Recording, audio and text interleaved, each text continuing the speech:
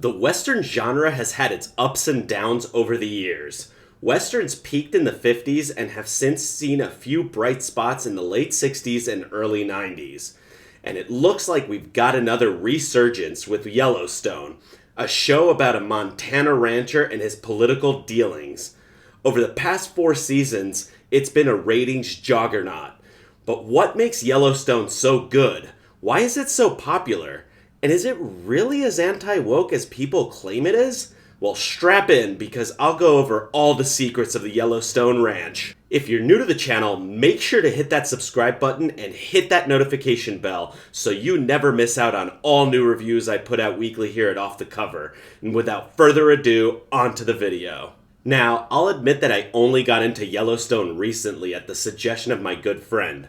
We often swap TV show suggestions, and I tend to really enjoy the ones he suggests. I've gotten through season 1 in short order. This show is a bit of a slow burn, admittedly, but not as slow as a show like Better Call Saul, for example. Each episode is purposeful in its exposition and character development. And as you dear viewers know, I am on an epic quest to find movies and shows with good stories and character development. Yellowstone fits this perfectly. This show has been hiding from me on the Paramount Network, which used to be Spike TV back in my day. It tells the story of the Dutton family and their Montana ranch, spread over an acreage larger than the state of Rhode Island. This makes John Dutton, played by Kevin Costner, the largest landowner in western Montana. With that amount of land and wealth, of course, comes political intrigue, of which the show has plenty. You know it's a Western when you get Indians along with cowboys, but here you also get hedge fund managers and tech titans coming in and spoiling the fight for everyone. The 3 groups all play off each other to gain for themselves. Take the chief of the Indian reservation, Thomas Rainwater, played by the ever-charming Gil Birmingham.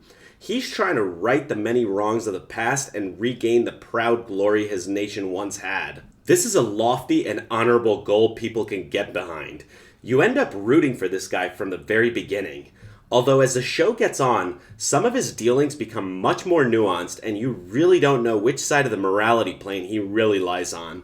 On the other side is Dan Jenkins, a billionaire land developer from California coming in to spoil the party for everyone. He wants to develop the land into soulless condos for the rich, to be able to spend their time in the pristine land of Montana.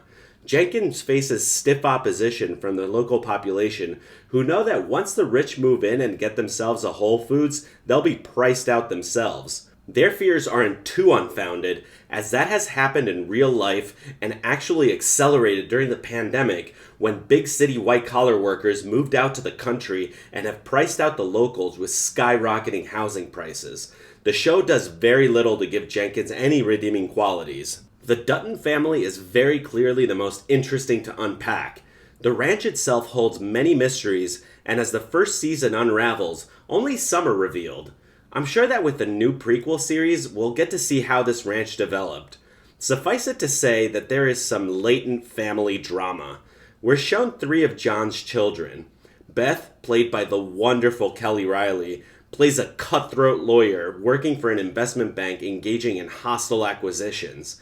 She works hard and plays even harder. I really like how she takes no shits from anyone. She's a very well-written, strong female character without any of the Mary Sue qualities we've gotten from Hollywood during the dark ages of cinema. Wes Bentley of American Beauty fame plays Jamie Dutton, a more reserved yet cunning lawyer. Jamie seems much closer to John at the beginning of the series, though Jamie grows ever more distant from his father when his political aspirations grow larger than John's appetite. He's somewhat underutilized during the first season. I'm glad his role is expanded in the second season. The 3rd Dutton brother, Casey, played by Luke Grimes, is the most estranged from the ranch. He lives with his Indian wife on her reservation and pulls together odd jobs and horse wrangling to make ends meet along with his wife's schoolteacher salary. We don't get much about his background other than him having been a Navy SEAL. During some parts of season 1, he contemplates taking a job with a defense contractor for some off-the-books missions, though this isn't expanded upon in season 1. There are many plot twists and turns in the first season of Yellowstone.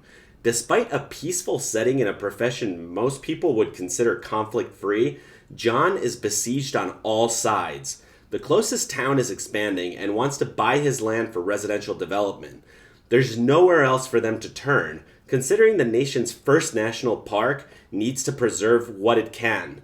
Plus, thanks to a profitable chain of casinos, there's a wealthy indigenous American who wants to push John out of power and out of the state if he can. Considering how often America's farmers and ranchers are framed as the last vestiges of the country's foundation, Rainwater serves as a pertinent reminder of how far back the relevant history extends. Yet instead of embracing his complexities and engaging in a reparation-based discussion, the series makes it easy to see Thomas as a villain. Maybe his ideas are sound, but his methods are immoral. John may be the white man hoarding land stolen from Rainwater's ancestors, but the dirt under his fingernails isn't as muddy as his opponents. A lot of the conflict in the first season comes from the backstory of the Dutton family. The mother died when the children were young, and they all blamed Beth for her death, despite it not being her fault. This is one huge secret that has stayed buried long in the Dutton Ranch. The children bear this secret and despise their father for it in their own way. Only time will tell how this family evolves. Overall, Yellowstone Season 1 only introduces the viewer into a huge web of drama. It doesn't have time nor interest in engaging in any fourth-wave feminism or forced diversity plotlines. The core message of the show is conservation of pristine lands out west, which is generally a progressive mindset. The show seems to resonate with a large audience because it showcases many of their everyday struggles. The struggle between cities and the countryside is as old as the United States itself. With the rise of globalization, this struggle has come to the forefront of US politics today, so it's really no wonder that a show presenting such themes resonates with a huge audience. Only time will tell how this series ends, but I've got to say that I'm hooked and can't wait to see what happens in Season 2. If you like this video, hit that like button and subscribe for more great content.